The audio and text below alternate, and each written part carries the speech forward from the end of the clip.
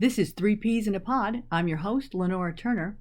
This is about discovering purpose, connecting pathways, and pondering perspectives. And I promise the audio gets better in about 1 minute. But I wanted to make some comments up front. This episode is sponsored by LenoraDiane.com. Yes, that is me.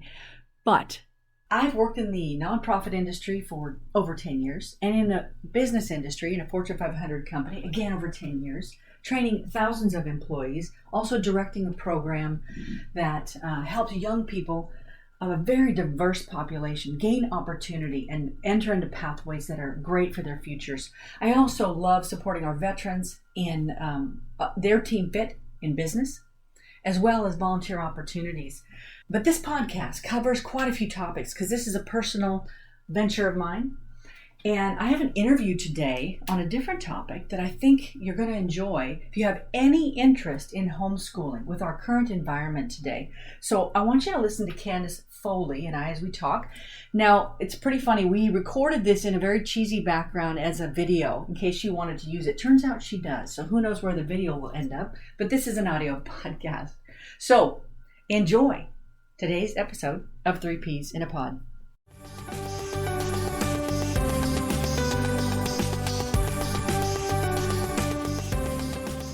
Lenora with Three Peas in a Pod, and I'm very excited with this crazy year we've been in with COVID and everything going on. There's been a whole lot of talk about homeschooling, basically people being thrown into homeschooling. So I have a guest today, Kandis Foley, and she's an Agile certified practitioner and professional scrum master. And you might wonder, what does that have to do with homeschooling? And boy, are you going to find out. So before I introduce her, I want to say, just so you are sure to know, you can contact her afterwards at info@agilehomeeducation.com to get a free ebook after you hear this interview, because you're going to want to know more. So Kandis, thanks so much for joining us, for joining me for this podcast. I'm excited to hear what you have to say. Thank you, Lenora. You and I go back a long ways as friends. Yes. We don't know if we want to say how long. It's like several decades before we had kids and all that kind of stuff. Mm-hmm. But for those listening, Kandis and I reconnected on the job because you are, what's your title? I'm a scrum master. Yeah. Mm-hmm. And so, but I watched you with your little kids when we were growing up or they were growing up, and you homeschooled 5 children. Mm-hmm. I was too afraid to do 2. So tell me a little bit about, well, first of all, kind of with the environment this year, why homeschooling is right now a very big topic. Right. Yeah. Before March, most people in America didn't have personal experience with home education, and a lot of them were just thrown into it with the quarantine. And so to have that sudden being thrown into it, a lot of them had no support from their schools. Some of them had full 7 hours a day to do, but a lot of them were given 10 minutes a day. And so they started researching. Yeah, because it's been a massive change. It was a massive change for the schools, a massive change for the parents, a huge change for the children. I mean, this was, as everyone said that word, unprecedented amount of change. But again, like you said, everyone was thrown into homeschooling one way or another, whether you had little to no support or quite a bit because of who knows what about the model. Right. So you were saying, what was the statistic of who's looking into homeschooling now? 40% by a poll done by the American Federation of Children. 40% of parents are considering it for after the quarantine lifts. Wow. So coming up in this next school year, a lot of people are thinking, gosh, maybe I will continue to homeschool. And because what are some of the concerns people have or why they're thinking about it right now? Oh, a lot of different reasons. Some of them are realizing, wow, I'm really enjoying having the time with my children, but also concerns over their kids having to wear a mask or even being exposed. There's both sides of it. Mm-hmm. Also, being some people not wanting to be forced for the immunizations and just the control. And so lots of different reasons. Yeah, a lot of reasons to consider. And so if you are thinking about homeschooling, again, I wasn't in any kind of pandemic when my kids were in school, and I thought about homeschooling at times, and I train. I do training for a living, or did. And yet I was like, I don't think I could do that well. And then here's you who homeschooled 5 kids. Can you talk about a little bit of how you got started, what the age ranges were, and what even was that like? 5 kids. Wow, yeah. Starting, I'd like to say the reason why I did it. I think that's a huge thing for me. I met a family with 9 kids. Like, 9. who has 9 kids? Not right? very many families. But it wasn't just anymore. that. They were all polite, and they actually talked to adults. And I had never experienced that before. I thought this has got to be some statistical anomaly, impossibility, that there's actually maybe 4 or 5 of them were teenagers, that they were all actually nice. All 9 of them. All 9 kids that could talk. And it just got my interest. I said, what is this? Where are they so good at connecting with adults? Right. What is this homeschooling thing? So I looked into it. By the time I had kids, I think I was pregnant with my first at the time. And by the time I actually, he was hitting about 5, I had researched a lot. I talked to maybe 30 homeschool families. Oh, wow. And how'd you find them? I started going to conventions and started meeting people. And I just kept asking because there were so many choices back then, probably a whole over lot 25 years choices. ago. There are so many more now. It's just so overwhelming to new homeschoolers if they don't have some kind of guidance. So I asked these 30 families and heard these same programs over and over that worked for various people. So that's what I went with to start. It got me started. Wow. And so your kids, at what point, what was the age ranges they were in while you had them and the differences? Oh, yeah. So 5 kids over 9 years. Yeah. Wow. Okay. So that was a challenge, Yeah. having different ages, but I discovered a secret. And that's one of the things I want to share. Wow. A secret that made it so much easier having so many different kids. Wow. So when parents are homeschooling, because I know you're going to talk about several, that secret you're talking about, but what are some of the main struggles that homeschooling parents faced? Oh, yeah. Most homeschool parents, and most of the reasons people don't homeschool is feeling that you're inadequate to the job, that you just can't do it. And I think the second is relationships in the home, because you have sibling rivalry, especially when you have more than one kid. And they competed. And they competed with each other. And if you add a third, then they're each competing with each other. I mean, it just multiplies. And so, but also parental authority. So relationships, what's the power struggle between the kids and the parents, or the parents and each other, over how the education goes? The third one is what and how to teach. Yeah. Yeah. Didn't you say you went to a conference and felt like how many years worth of stuff you saw? Yeah. So, oh man, one of my initial, I think the kids were the oldest was maybe 10.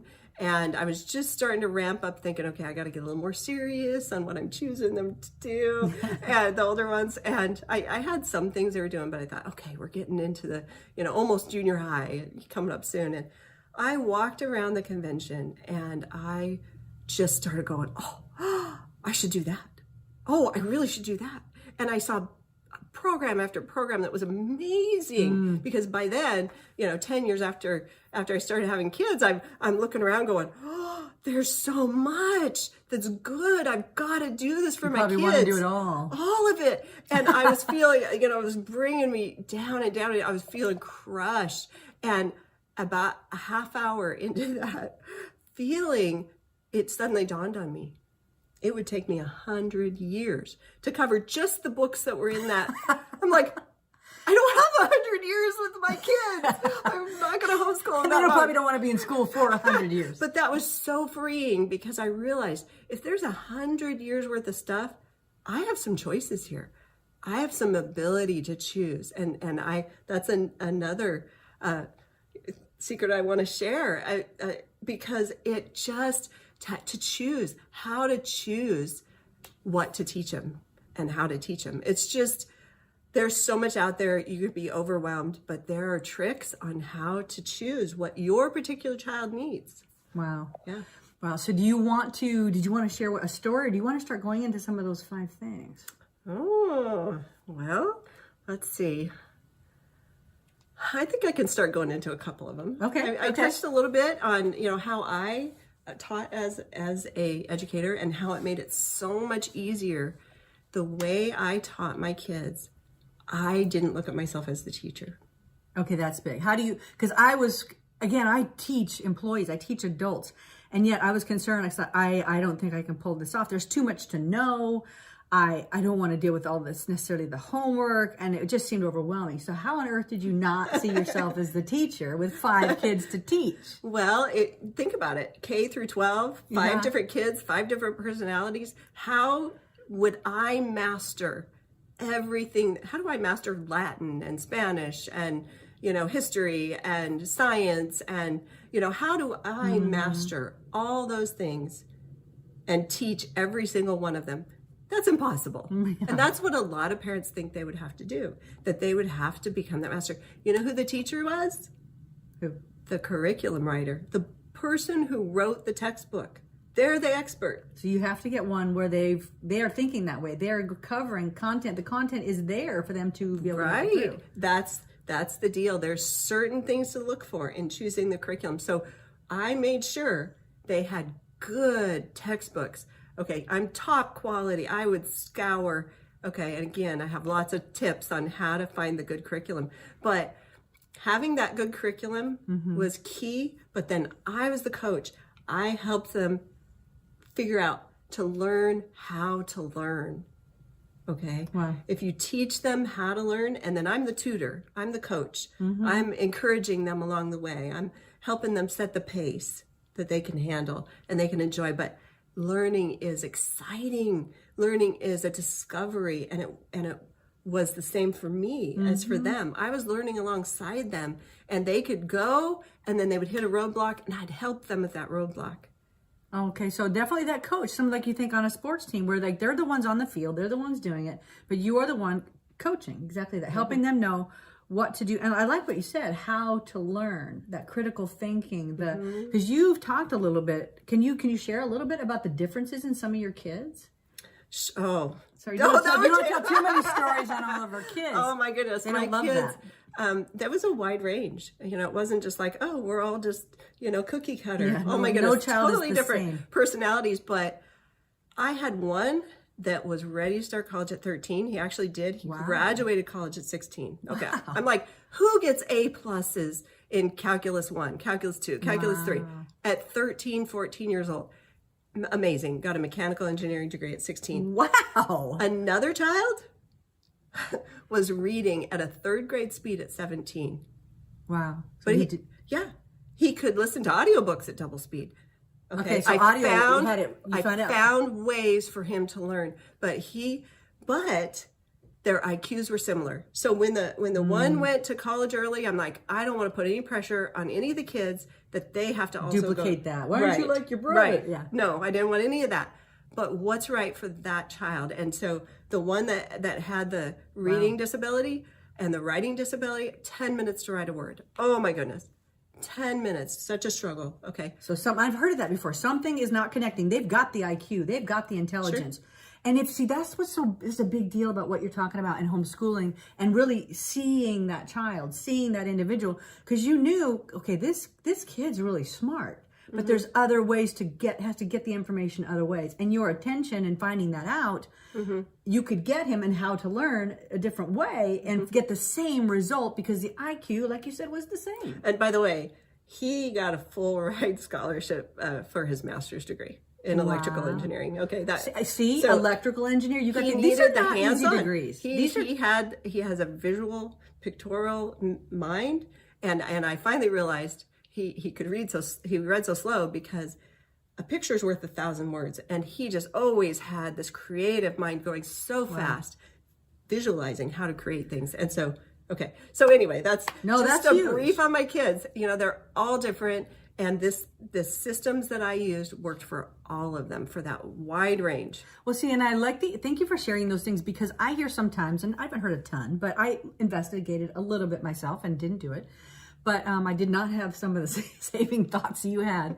But sometimes people have varied opinions of homeschooling. Obviously, everybody's mind been opened up since they were kind of thrown into it, like it or not. But some people have thought homeschooling wasn't as good of an education, or they couldn't go on to the same ways to college. And yet, I know each of your kids.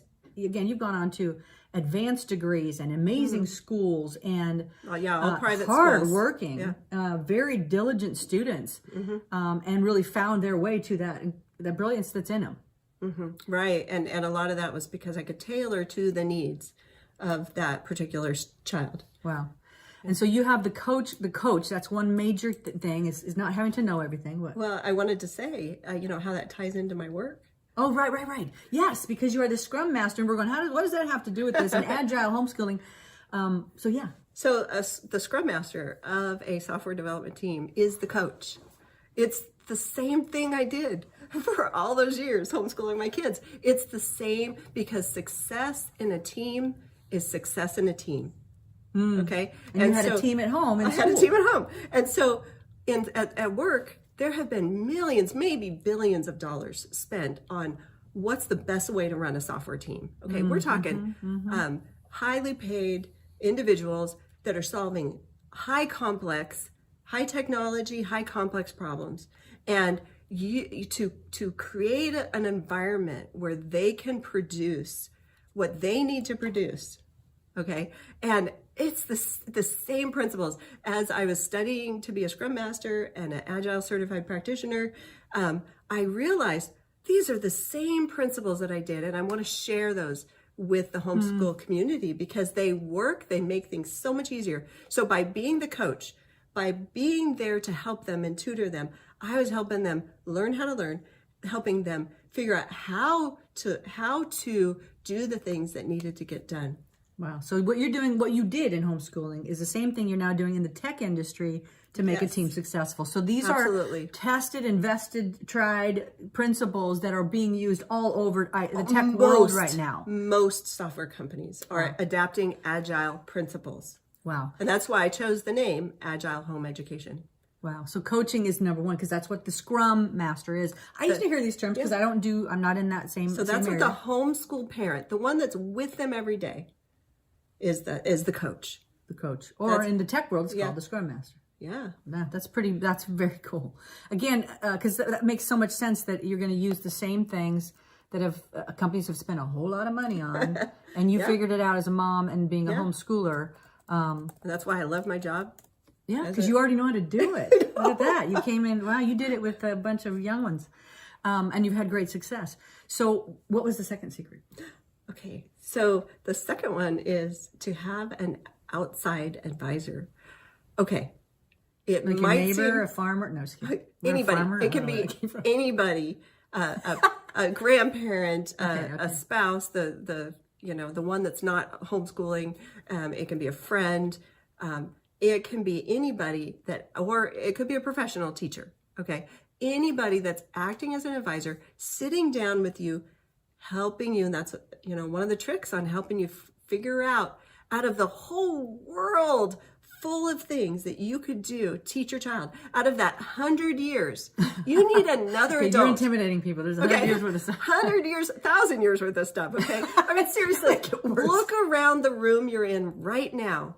Okay. If you studied the science behind the architecture in your house, the human body, the plants that you see, the materials you see, it would take you 100 years just to study the science in your room, okay? In the room where you are. A lot of options. Right now. There's a lot of options, even in science. I mean, and so one subject. To have another adult, okay, and here's the trick. This is what makes it so beautiful. Having that other person that's telling your kids, your students, what they need to learn. Now you're having the discussion, okay? So let's say it was you. I have a discussion. Okay, here's this particular child. Let's talk about this kid. What are their strengths? What are their weaknesses? Here's our choices. What should we do with this kid? You have that other person you're talking to. Okay, now they help you choose what it is. And it could really be you, okay? But you had that conversation. But the kids, they're hearing it from the advisor. So you're planning things, you're the coach when they're doing it, but they're kind of getting their assignments from the advisor? Right. So here's how it worked, how it played out for me. And I kind of fell into this as the kids got older because there is usually a power struggle when kids become teenagers while they're homeschooling. Really? Okay. Yeah. and the kids, I mean, you think, okay, if you've had teenagers, you know, they're trying to grow up. They're trying to gain some independence, but they're still kids at the same time. Right. And so they want to argue every little point of what needs to be done. They want to negotiate. Okay. Some are more than so others. Here's what I did. You know, I did it pretty simple. I still wrote their list for the week. I handed it to their dad, and he handed it to them.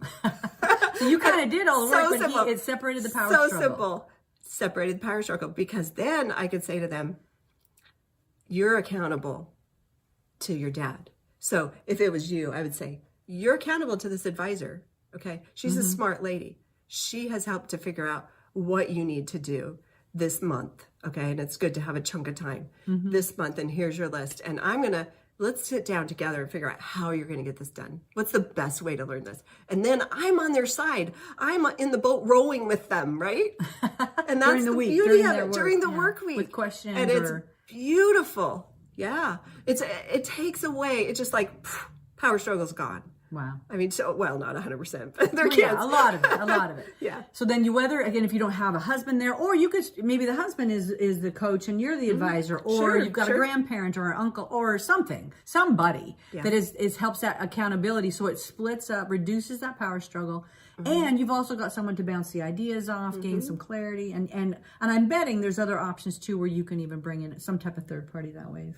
Sure. Sometimes you can hire a coach for a certain amount every month, and they help you sit down and help you find out what's good for that particular child. Yeah. Nice. And then you have a couple more, and we know you actually, again, you guys, you can contact Kandis by email. And again, just a reminder, as I can see what this is, info@agilehomeeducation.com. Email her and you can get a free ebook and learn more.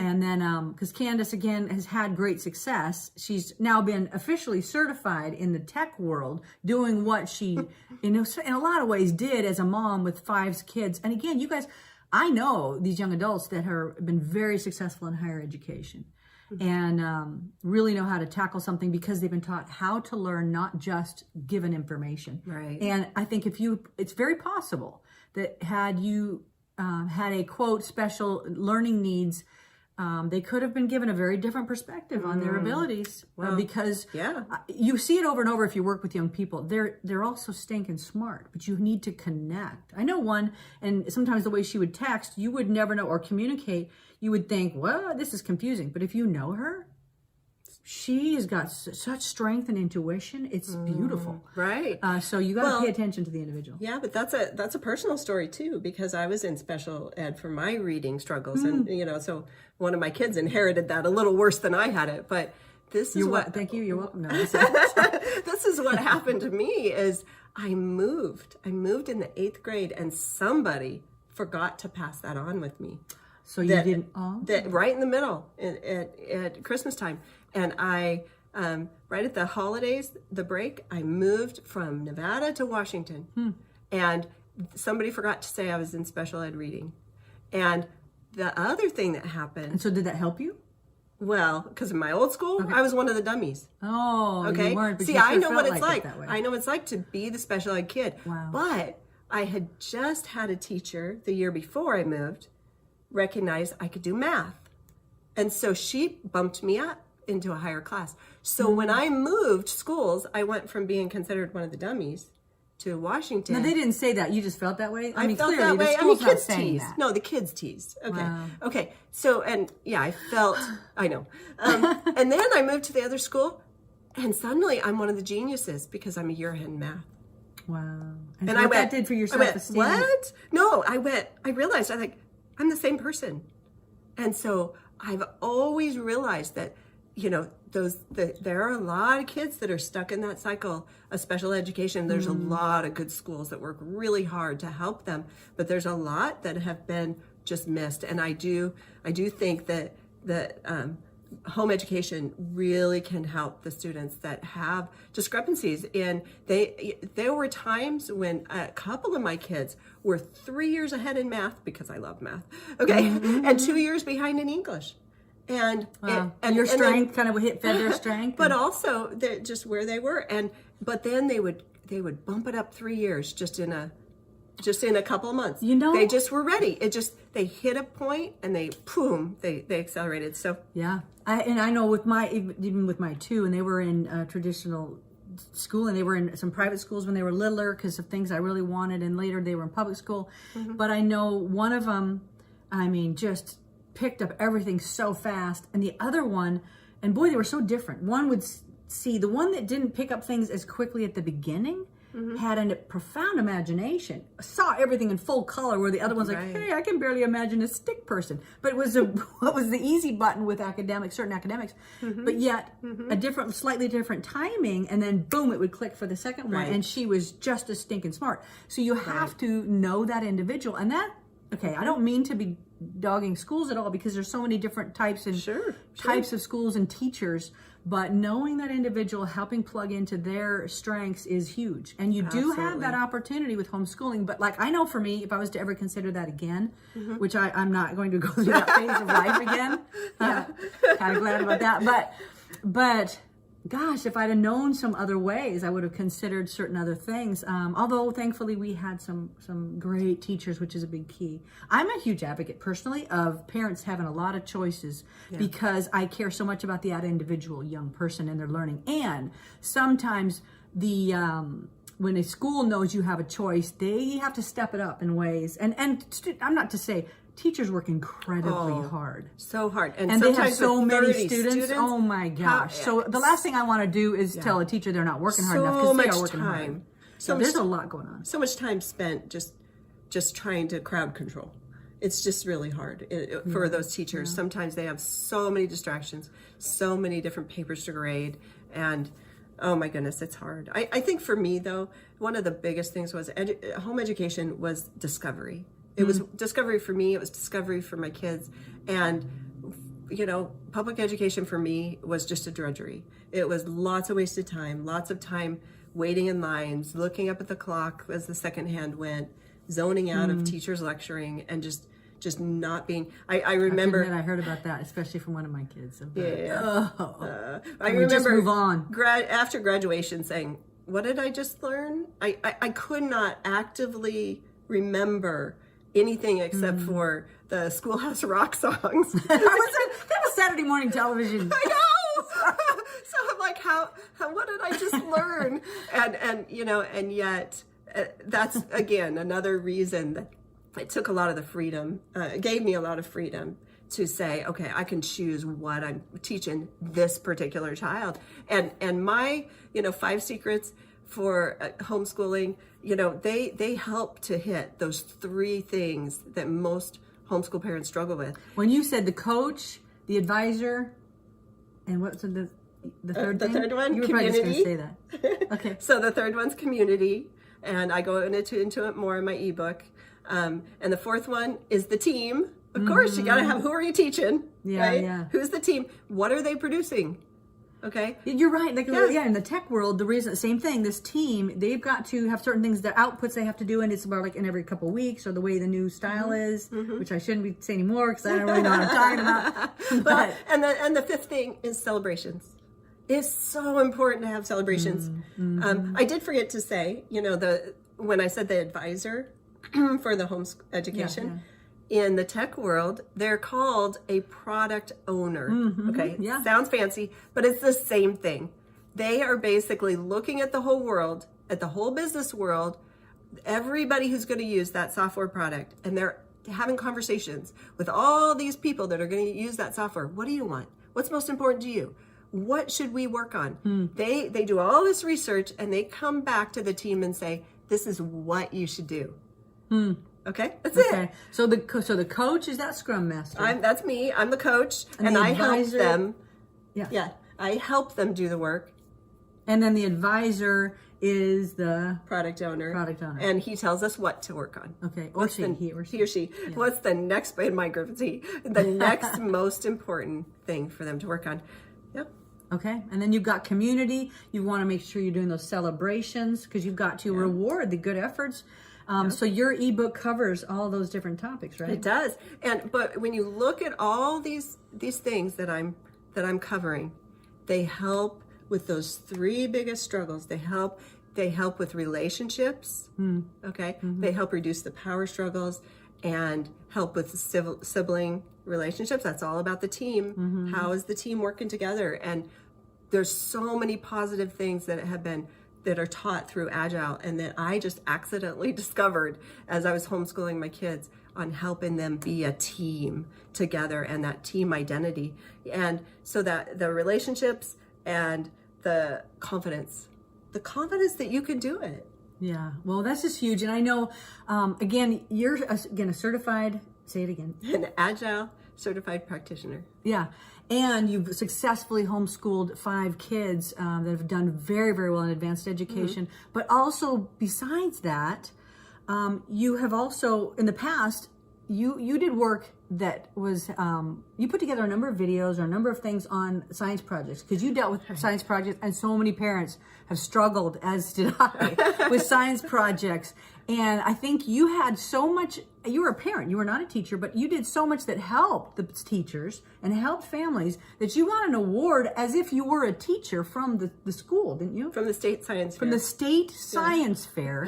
You were given an award that a teacher usually gets because you were a parent that so successfully helped us. So I say that because I want people to realize you really can see some of these things, click into how this is helpful, and make it simple, break it down, and people have done really well with it. You had, this was back years ago, and you had how many, some crazy number of views back then? I think it's maybe over 150,000 views, which isn't, was a lot back then. Yeah, no, back then that was like 1 million or 5 million. Who knows? And the award was actually Science Teacher of the Year, and I had to laugh because if you hear the way I do science, it just is so much easier than So you than got the way. a Science Teacher of the Year award, and you were not a teacher, but how you help people get this, and you got it from the state science fair because I taught people how to help their kids do science fair projects. Wow. So here's what you need to do. This is about Agile homeschooling. You need to get her ebook. So again, info at Agile Home Education, AGILE, home, spelled out, education.com. Okay. So email Kandis, get this information, stay in contact with her. She'll have more things down the road in the future. Kandis, I love hearing about this one. As soon as you really explained more to me, I said, okay, we need to do a podcast interview. So get a hold of this material. Kandis is fantastic. She's got great results, and she's done it before. She's doing it again. So thank you so much for taking the time. Thank you.